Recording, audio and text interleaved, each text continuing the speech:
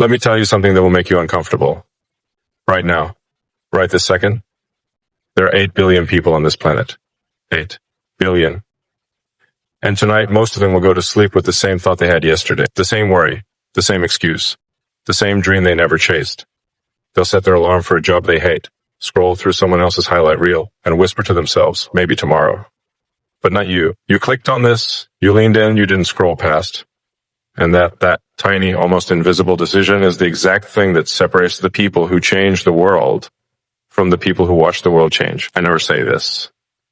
I don't throw around compliments. I don't believe in participation trophies.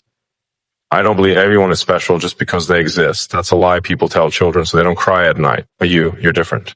And before you roll your eyes, before you dismiss, that is motivational fluff. Let me explain exactly what I mean, because different is not what you think it is.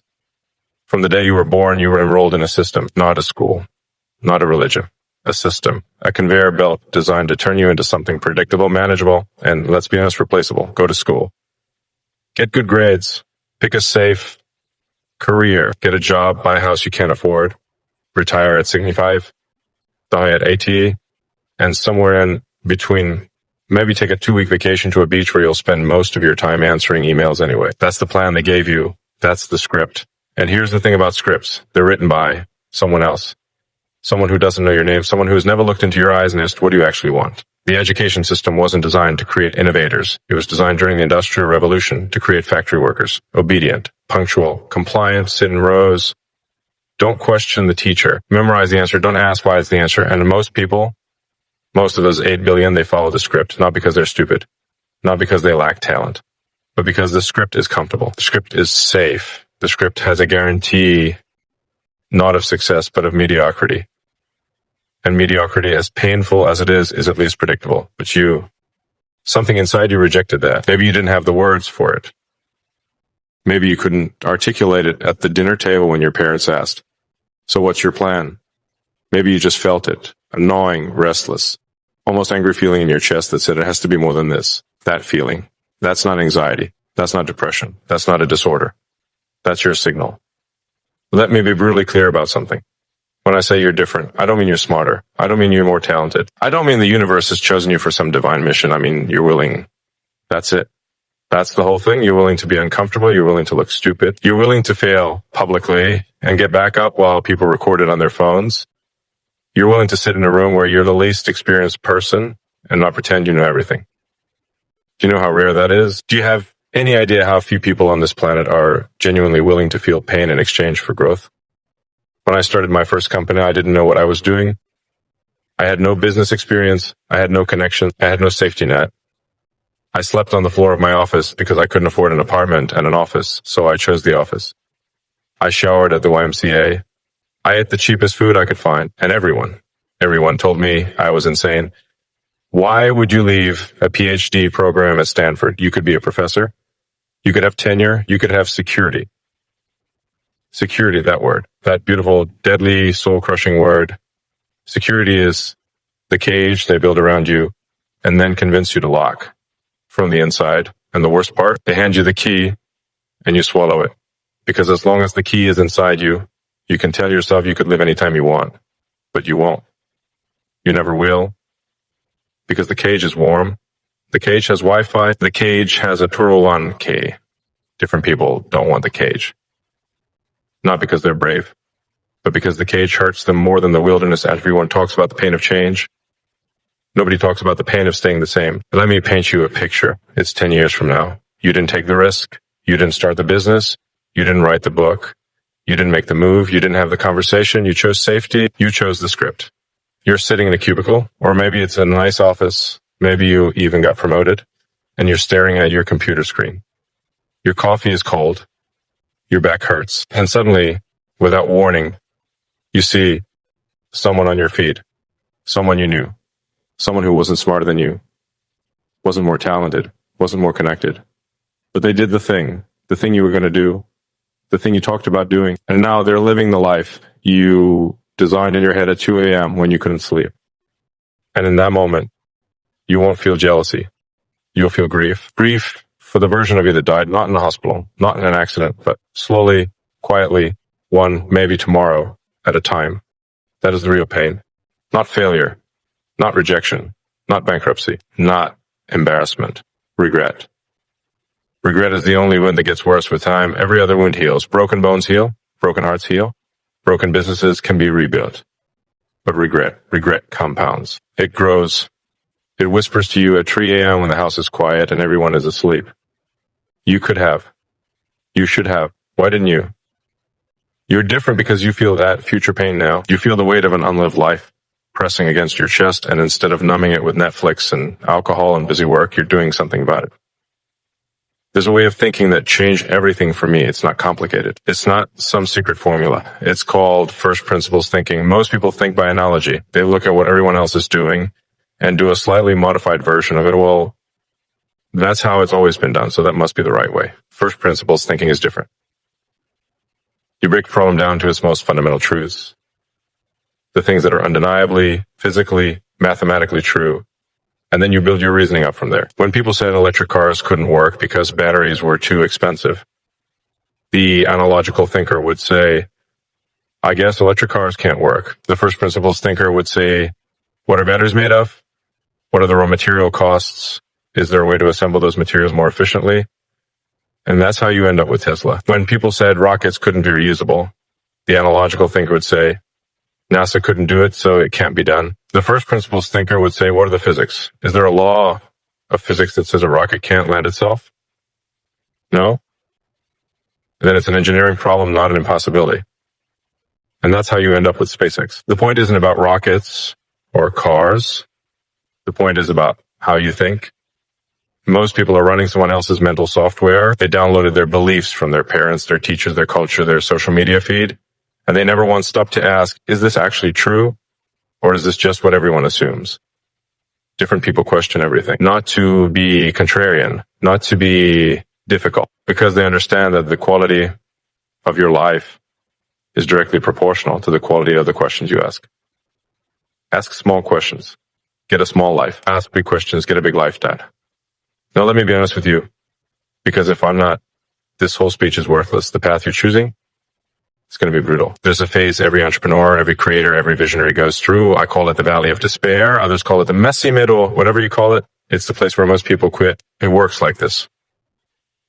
You start with excitement. You have the idea. You can see it. You can feel it. You tell your friends. You make plans. You feel alive for the first time in years. This is the peak of Mount Stupid. And I say that with love because I've been on that peak so many times I should have a house there.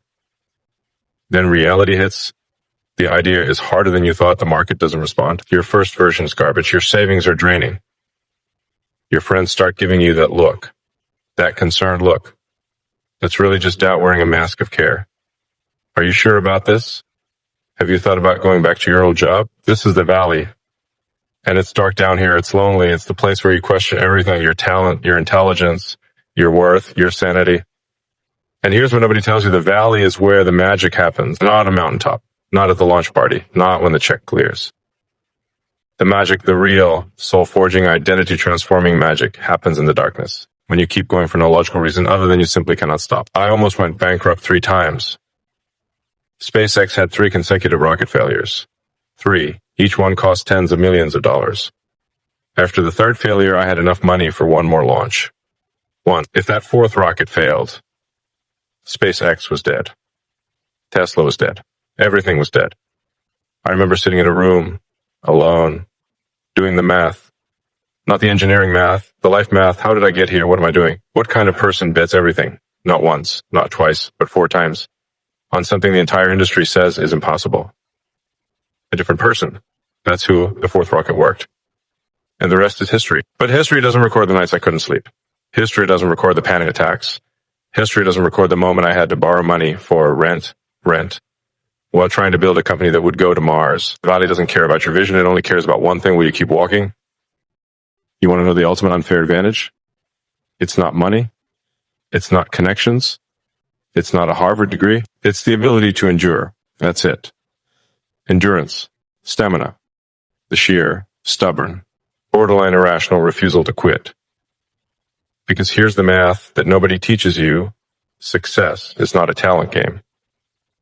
It's a survival game. The person who wins is not the smartest person in the room. It's the last person standing in the room. When you've been punched in the face by life so many times that your nose is broken and your eyes are swollen shut and you still get up. Not because you're tough, but because the alternative is unthinkable. That's when you become dangerous. Not dangerous in a violent way, dangerous in a gravitational way. You start attracting the right people, the right opportunities, the right timing. Not because the universe is rewarding you, the universe doesn't care, but because you've been in the game long enough for probability to start working in your favor. Most people quit after 6 months. Some last a year, very few make it past 3 years. And the ones who are still standing after 5 years, they're practically guaranteed to succeed because there's almost no competition left. Everyone else went home. Let me bring this home. You're not watching this because you want motivation. Motivation is garbage. Motivation is a sugar high. It spikes, it crashes, and then you need more. You don't need motivation. You need clarity, clarity about who you are, clarity about what you want, clarity about what you're willing to sacrifice, and most importantly, clarity about why, not the Instagram why, not the TED Talk why, the real why, the one that makes you cry when you say it out loud, the one connected to your childhood, the one connected to that person who doubted you, the one connected to that version of yourself you promised you'd become. When your why is strong enough, you don't need an alarm clock. You don't need a motivational video. You don't need anyone to believe in you. Your why becomes your fuel, your compass, and your weapon all at once. So let me ask you, and I want you to really sit with this. What is your why? Not what sounds good, not what's impressive, not what would look good on a poster. What's the thing that, if you achieved it, would make every sleepless night, every rejection, every failure, every moment of doubt worth it? Find that. Write it down. Tattoo it on the inside of your eyelids if you have to, because that is the North Star that will guide you through every storm, every valley, every dark night of the soul. I started this by saying something I never say. You're different. And now you understand what that means. It doesn't mean you're special. It doesn't mean you're chosen. It doesn't mean success is guaranteed. It means you're awake. In a world of sleepwalkers, you opened your eyes. In a world of followers, you questioned the path. In a world addicted to comfort, you chose the wilderness. That doesn't make you better than anyone. It makes you responsible, because once you see the truth, you can't unsee it. Once you feel the fire, you can't unfeel it. And once you know what you're capable of, choosing to play small becomes the most painful thing in the world. So here's my challenge to you. In the next 24 hours, not next week, not next month, not when the time is right, do one thing that scares you. Send the email, make the call, register the domain, write the first page, have the conversation, quit the job. Start the job. Whatever it is, do it now. Because the difference between the person you are and the person you want to be is not a decade of preparation. It's one moment of courage, one moment where you stop negotiating with your fear and start dictating terms to it. You're different. I see it. I've always seen it in people like you. Now it's time for you to see it too. Go build something impossible. Go prove them all wrong. Go make the kind of impact that echoes for centuries. The world doesn't need more followers. It needs you, exactly as you are, exactly as you're becoming. Now go.